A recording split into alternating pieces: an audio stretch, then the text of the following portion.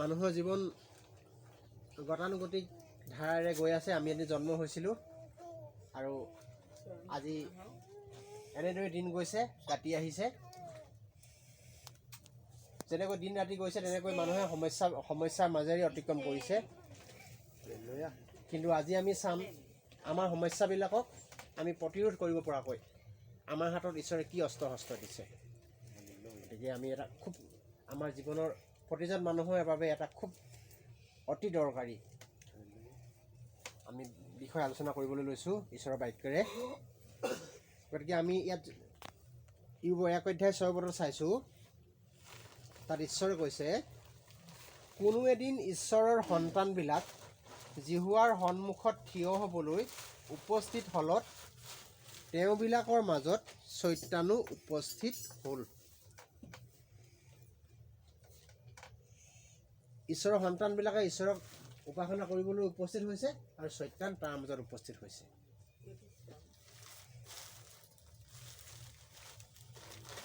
হাতত ক'লে, তাতে জিহুৱাই চৈতানক সুধিলে, তুমি ক'ৰ পৰা আহিলা? চৈতানে জিহুৱাক উত্তৰ দি ক'লে, মই পৃথিৱী ভ্ৰমণ কৰি আৰু তাৰ মাজত ইফালে সিফালে ফুৰি আহিলোঁ। দেখিলেনে? চৈতানে গোটেই পৃথিৱীকে সি মানে চোৱা চিতা কৰি থাকে। সেই কথাটোৱে প্ৰমাণ কৰে যে সকলো মানুহকে চৈতানে দমন কৰি ৰাখে। আমি চৈতানৰ নজৰৰ পৰা বাহিৰত নহয়। গোটেই পৃথিৱী যেতিয়া আমি সকলো মানুহ তাত মানে অন্তৰ্ভুক্ত হৈ গ'লোঁ। কিন্তু সেইকাৰণে আমি ঈশ্বৰক উপাসনা কৰিব লাগে। সেই চৈতানৰ নজৰৰ পৰা আমি কেনেকৈ বাচি থাকিম?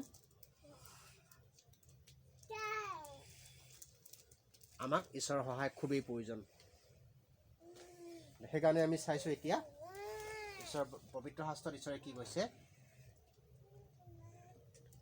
8 ক'লে, তেতিয়া জিহুৱাই চৈতানক সুধিলে, তুমি মোৰ দাস ইয়ুবলৈ মন কৰা নাইনে?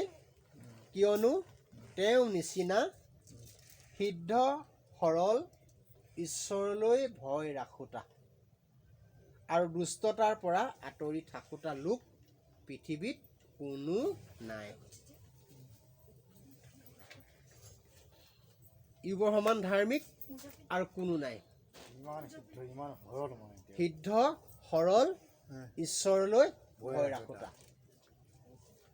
গতিকে আমি সেইকাৰণে বেয়া কামবিলাক ঈশ্বৰলৈ ভয় ৰাখি এৰিব লাগে। মানে ইমানে ধাৰ্মিক তেওঁ ঈশ্বৰলৈ ভয় ৰাখিয়ে কাম কৰে।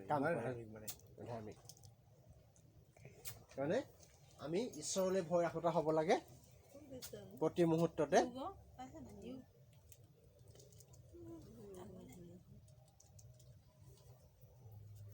পদত কৈছে, চৈতানে উত্তৰ দি জিহুৱাক ক'লে, ইয়ুবে জানো বিনা লাভে ঈশ্বৰলৈ ভয় ৰাখে? যদি মই ঈশ্বৰক মই কিহৰ কাৰণে ঈশ্বৰক এনেকে মই ঈশ্বৰৰ মোৰ লাভ হ'ব লাগিব তেতিয়াই মই ঈশ্বৰক ভয় খাম, এনেকে চৈতানে কৈছেনে? সেই কথাটো চাওক, চৈতান যে তাৰ চিন্তা মানে গতিকে সেই কথাটো প্ৰমাণ কৰে যে বেয়া মানুহে কেনেকৈ চিন্তা কৰে। কাৰণ এই কৈছে আৰু তই ঈশ্বৰক কেলে এৰি ভয় ৰাখিছ, তই ঈশ্বৰৰ পৰা কিবা এটা পাইছ, এনেকাহে কৈছে চৈতানে। সেইটোকে ক'ব বিচাৰিছে, কৈছে সেইটোকে ক'ব বিচাৰিছে, তেনেকুৱা এটা সুৰতে কথাটো ক'ব বিচাৰিছে। গতিকে আমি বাক্য চাইছোঁ 10 পদত কৈছে, আপুনি তেওঁ চাৰিওফালে আৰু তেওঁ ঘৰৰ সবস্বৰ চাৰিওফালে জানো বেৰা দিয়া নাই? তাৰমানে চবফালে জয় জয় মই দুইফালে কৈছে নহয় এতিয়া। ঈশ্বৰৰ ফালেও ক'লে চৈতানে আৰু ইউৰোপৰ ফালেও দুইফালে কৈছে নহয় এতিয়া। আপুনি তেওঁ হাতৰ কাৰ্যবোৰ আশীৰ্বাদযুক্ত কৰিলে আৰু তেওঁ সম্পত্তিও দেশত বৃদ্ধি পালে। গতিকে আপুনি ধন মানে শুনে ঐশ্বৰ্যশালী কৰিলে, সেইকাৰণে সি আপোনাক আৰাধনা কৰে। চব দিছে তেতিয়া, চব দিছা তুমি, সেইকাৰণে আৰাধনা কৰিছে বুলি ঈশ্বৰক কৈছে চৈতানে। 11 ক'লে, কিন্তু আপুনি এবাৰ হাত মেলি তেওঁ সবস্ব স্পৰ্শ কৰক। তাতে তেওঁ অৱশ্যে আপোনাৰ সাক্ষাতেই আপোনাক বিদায় দিব। শয়তানে পৰীক্ষা কৰিছে কি শয়তানে এনেকৈ ইউবক পৰীক্ষা কৰিবলৈ কৈছে, আপুনি হাত মেলি এবাৰ স্পৰ্শ কৰক। তোৰ যি আছে মোক চব দি দে। অনন্ত জামিন ঈশ্বৰে সেই কথাটো জানে শয়তানে সেই কথাটো ক'ব বুলি, সেইকাৰণেই আটাইতকৈ ধাৰ্মিকজনৰ নাম ঈশ্বৰে উল্লেখ কৰিছে শয়তানৰ আগত। পৰীক্ষা কৰিছে বাকীবিলাকৰ নাম কিয় নল'লে? জানে শয়তানে তেনেকুৱা চক্ৰান্ত কৰিব, আৰু সেই চক্ৰান্তত শয়তানক ঈশ্বৰে লাজ দিবলৈ এটা ঈশ্বৰৰ এটা পৰিকল্পনা। সেইকাৰণে ইউবৰ নাম লৈছে, বাকীবিলাকৰ নাম কাৰো নল'লে। কাৰণ তেওঁৰ নিচিনা সিদ্ধ সৰল আৰু ঈশ্বৰলৈ ভয় ৰাখোতা পৃথিৱীত কোনো নাই বুলি কৈছে, ধাৰ্মিক নাই। সেইকাৰণে গতিকে নাম্বাৰ 1 জনকেই ঈশ্বৰে পৰীক্ষাৰ বাবে মনোনীত কৰিছে। ই সঁচাকৈ যদি মোৰ ধাৰ্মিক হয় সমস্য ধন সম্পত্তি মোক দিব পাৰিব নোৱাৰে, নহয় জানো? যদি মই ধাৰ্মিক হয় মোক একোৱেই নালাগে, যা মই ঈশ্বৰৰ নামত চব এৰি দিলোঁ আৰু যি আছে চব লৈ যা, এনেকৈ মানে ঈশ্বৰে পৰীক্ষা কৰিছে মানে। সেইকাৰণে কথাটো কৈছে, এতিয়া স্কুলবিলাকত BT দিবলৈ ভাল ল'ৰাকেইটাকে ঈশ্বৰে মানে হেৰিয়ে শিক্ষকে মনোনীত কৰে, কাৰণ স্কুলৰ নাম হ'ব লাগিব, নহ'লে স্কুলৰ বদনাম হ'ব সেই কথাটো। গতিকে তেনেকৈ ঈশ্বৰেও সেইকাৰণে ইউবৰ নাম লৈছে, মনোনীত কৰিছে। ইয়াক পৰীক্ষা কৰি সি যদি ধাৰ্মিক হয় মোক এতিয়া সৰ্বোচ্চ ধন সম্পত্তি বা সিংহাসন এৰিব পাৰিব নোৱাৰিব। ঈশ্বৰে সেইটো জানেই, কিন্তু চৈতানক লাজ দিবলৈ ঈশ্বৰৰ এটা পৰিকল্পনা। বুজিবলগীয়া কথা এইটো। 11 ক'লে, কিন্তু আপুনি এবাৰ হাত মেলি তেওঁ সৰ্বস্ব স্পৰ্শ কৰক, তাতে তেওঁ অৱশ্যেই আপোনাৰ সাক্ষাতেই আপোনাক বিদায় দিব। শয়তানে এনেকৈ কৈছে, আপুনি যদি ইউৰোপক কিবা খোজে, মোৰ ঈশ্বৰ নাই বুলি মই ইউৰোপে আপোনাক বিদায় দিব, কিন্তু ইউৰোপে আকৌ সেইটো নকৰে নহয়। এতিয়া সেইকাৰণে নাম তেওঁক নিৰ্বাচন কৰিছে আকৌ ঈশ্বৰে। শয়তানে কৈছে যে আপুনি তাৰ পৰা যিখিনি দিলে সেইখিনি আপুনি যদি লৈ যায় আপোনাক সি আৰাধনা কৰিবলৈ বাদ দিব। মোক ধনটো দিছে, ধৰি লওক 100 ঘোঁৰা 100 গাড়ী 100 ৰথ দিছে, মই এতিয়া ৰজা হয়, যদি ঈশ্বৰক যদি মোক এইটো লাগে বুলি ক'লে, সেই মোৰ ক'ত ঈশ্বৰ আছে, মোৰে সম্পত্তি বুলি সেই বুলি শয়তানে সেইকাৰণে কি হয় ক'লে, সেইকাৰণে শয়তানে আমাকো সমস্যাত পেলাই প্ৰতি মুহূৰ্ততে আক্ৰমণ কৰি সমস্যাত পেলাব বিচাৰে, যাতে আমি ঈশ্বৰক আৰাধনা কৰিবলৈ বাদ দিওঁ। এই কথাটো শয়তানৰ পৰিকল্পনা। শয়তানে পৰিকল্পনা কৰিছে যে ইউৰোপক যদি কোৱা হয় তোমাৰ বস্তুকেইটা ঈশ্বৰে বিচাৰিছে, গতিকে মই ঈশ্বৰক পূজা নকৰোঁ, কেলৈ দিম? শয়তানে এইটো পৰিকল্পনা কৰিছে, মানে ঈশ্বৰক মানে বেয়া পোৱাটো কৰিব বিচাৰিছে। 12 চাব, তাতে জিহুৱাই শয়তানক ক'লে, চোৱা তেওঁ সৰ্বস্বৰ ওপৰত তোমাৰ ক্ষমতা আছে।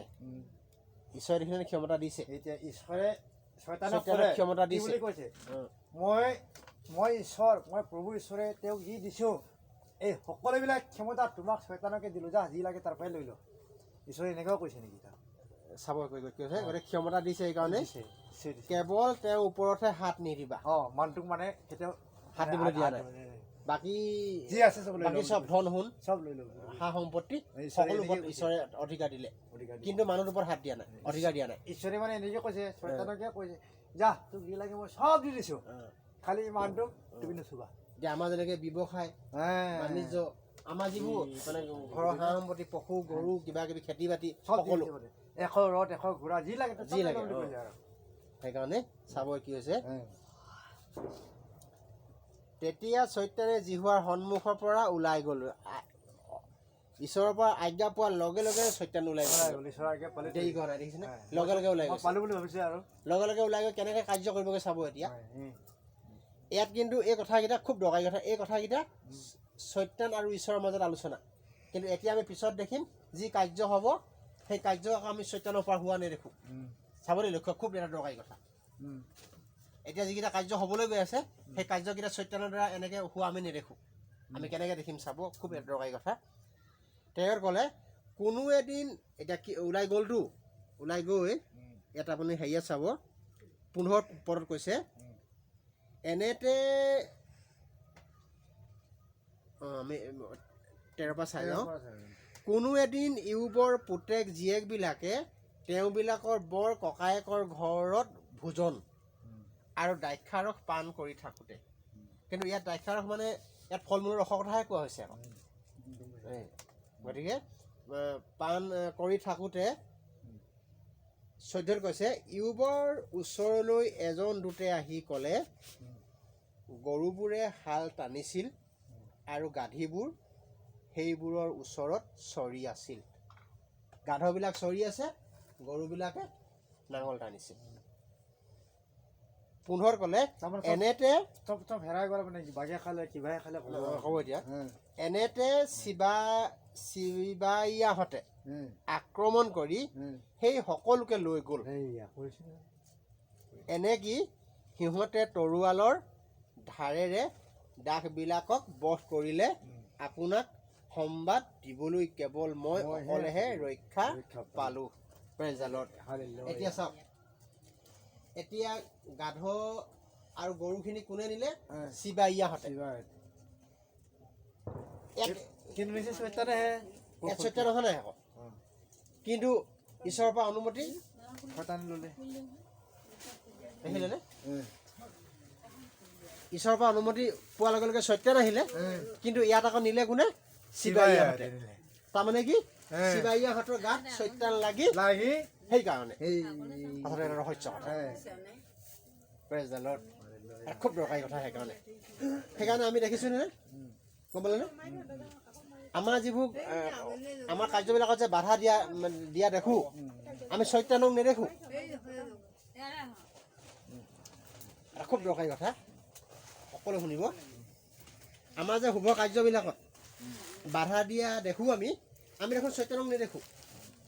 আমি কেৱল জানো আমুক হ'লে পইচা বিচাৰি গৈছিলোঁ, পইচা থাকিও নিদিলে। কথাটো কি গম পালে নাই? আপুনি আমুকক হ'লে পইচা বিচাৰি যাম বুলি কোৱাৰ লগে লগে আপুনি গৈ পোৱাৰ আগতে সত্যানে সেই মানুহজনক লম্ভি ল'লেগৈ, মনটো কঠিন কৰি দিলে। আমুক এতিয়া মানে বিচাৰি আহিছে, নিদিয়ে। কথাটো গম পালে নাই? বুদ্ধিটো লগালে বুদ্ধিটো।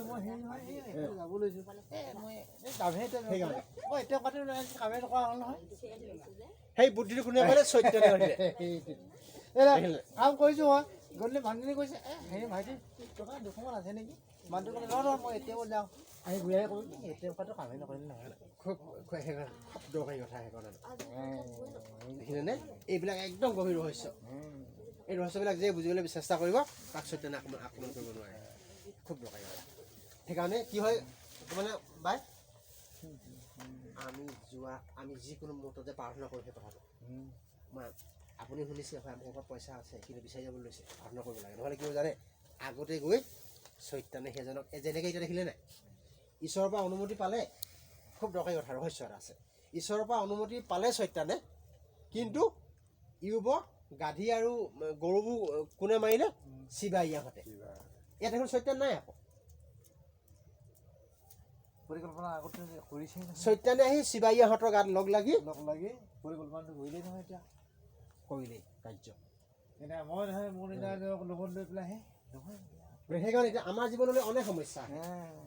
সেই কথাবিলাক সমস্যাবিলাক ক'ৰ পৰা আহে? সত্যানে এতিয়া আমাক ঈশ্বৰক আৰাধনা কৰা প্ৰতিজন মানুহৰ নাম ভালকৈ জানে, তাৰ একদম জিভাৰ আগত আছে। একদম খুব দৰকাৰী কথা এটা, একদম দৰকাৰী কথা এটা। ঈশ্বৰক আৰাধনা কৰা প্ৰতিজন মানুহৰ নাম সত্যানৰ জিভাৰ আগত আছে। একদম দৰকাৰী কথাটো কোনে আহিছে নি? খুব মনত ৰাখিব সেই কথাটো। সেইকাৰণে কি হয়, আমি কিবা এটা কৰিবলৈ যোৱা আগমুহূৰ্তত সত্যানে আগতীয়াকৈ গৈ বিঘিনি ঘটাবলৈ, কামটো মানে নোহোৱা কৰিবলৈ, মানে আমাক যিকোনো প্ৰকাৰে বাধা দিবলৈ সি পৰিকল্পনা কৰে। কাৰোবাৰ হ'লে মানে সেইকাৰণে ব্যৱসায় বাণিজ্য কৰিলে, অন্যান্য বিভিন্ন কাম কৰিলে বাধা দিয়ে যে, খুব কাম বিনা প্ৰাৰ্থনাত ঈশ্বৰৰ সন্তানৰ একো কাৰ্য সিদ্ধ হ'বলৈ সত্যানে নিদিয়ে। কাৰণ কি হয়, আমাৰ পৰা সত্যানে সি একো নাপায়। খুব দৰকাৰী কথা সেই কথাটো। সেইকাৰণে আজি এই নতুন বছৰত আমি যি কাৰ্য কৰিম, সকলো কাৰ্য ঈশ্বৰৰ নামেৰে আৰম্ভ কৰিম, আৰু কাৰ্য সিদ্ধ হোৱাৰ পিছত ঈশ্বৰৰ নামেৰে তেওঁক ধন্যবাদ জনাম। নহ'লে কি হ'ব, সেই চিবাইয়াহঁতৰ দ্বাৰা যেনেকৈ ইউবৰ হেৰিবোৰ লৈ গৈছে, আমাৰ দ্বাৰা সত্যানৰ দ্বাৰাও আমি যিবোৰ ভাবি আছোঁ কৰিম বুলি, মই 2021 ঘৰটো আৰম্ভ কৰিব লাগিব অকণমান ফাউণ্ডেশ্যনটো। মই 2021 মোৰ আমুকত ধাৰকেইটা আছে, মাৰিব লাগিব, একো কৰিব নোৱাৰিব, একদম শুদ্ধ, যদিহে ঈশ্বৰক আৰাধনা নকৰে। এতিয়া আজি পবিত্ৰ দিন, এইকণ সময় আছে 12টালৈকে, এইকণ সময়তে আমি ঈশ্বৰক ক'বলগীয়াখিনি ক'বলগীয়া আছে। এটা বছৰৰ খুব এটা দৰকাৰী কথা, এটা গোটেই 365 দিনৰ হিচাপ আমি এতিয়া কৰি মানে ক'লোঁ নহয়। এই 12টাৰ আগত আমি ঈশ্বৰক ক'ব লাগে যে মই আমুক কৰিম এই বছৰত, মোৰ পৰিকল্পনা পিতৃ তুমি কাৰ্য কৰিব লাগিব, মই আমুক কৰিম পিতৃ, মোৰ এই ধাৰখিনি মাৰিব লাগিব, মই আমুকটো বস্তু কিনিব লাগিব, মোৰ ল'ৰাটো এইবাৰ পৰীক্ষা দিব, তাক তুমি চাবা, মোৰ ঘৰত এনেকুৱা সমস্যা, মোক আমুকটো লাগে, এটা আমাৰ পৰিকল্পনা। তেতিয়া সত্যানে একো বাধা দিব নোৱাৰে। খুব দৰকাৰী কথা, সেইকাৰণে চাব দেই।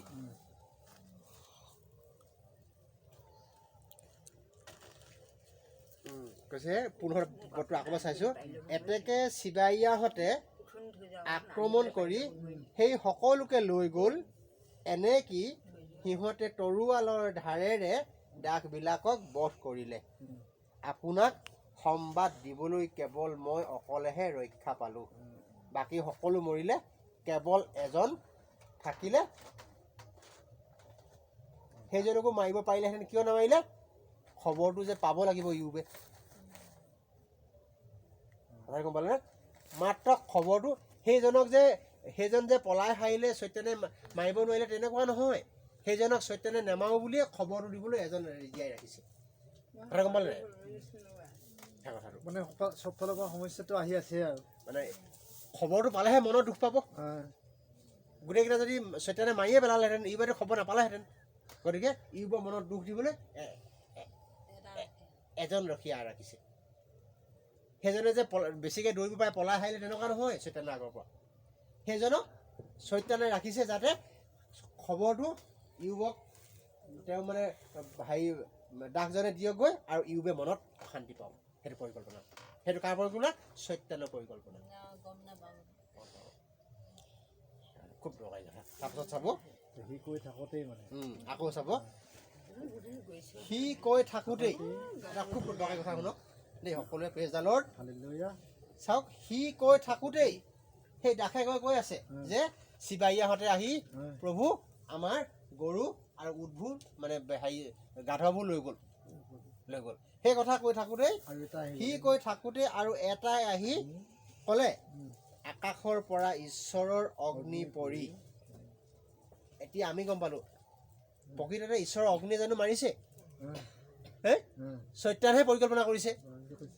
কথাবোৰ ৰহস্য গম পাইছে নাই? ইয়াত কি বুলি দাসে কি বুলি কৈছে? আকাশৰ পৰা ঈশ্বৰৰ অগ্নি পৰি বুলি কৈছে। তাৰ আগত ইউবৰ আগত কৈছে। কিন্তু প্ৰকৃততে সেইটো হয় জানো? সেইটো নহয়। সত্যানে তেতিয়াহ'লে কি অগ্নি দিলেনে?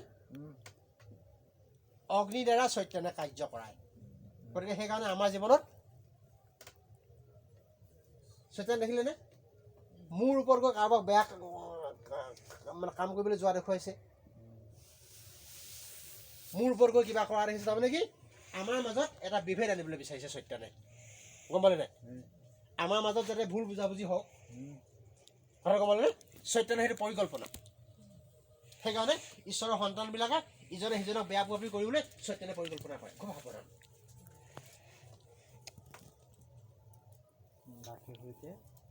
সেইকাৰণে বাক্য শুনিব, খুব সাৱধান। সেইকাৰণে সি কৈ থাকোঁতেই আৰু এটাই আহি ক'লে, আকাশৰ পৰা ঈশ্বৰৰ অগ্নি পৰি। দাসে সৈতে মেৰৰ জাকক দগ্ধ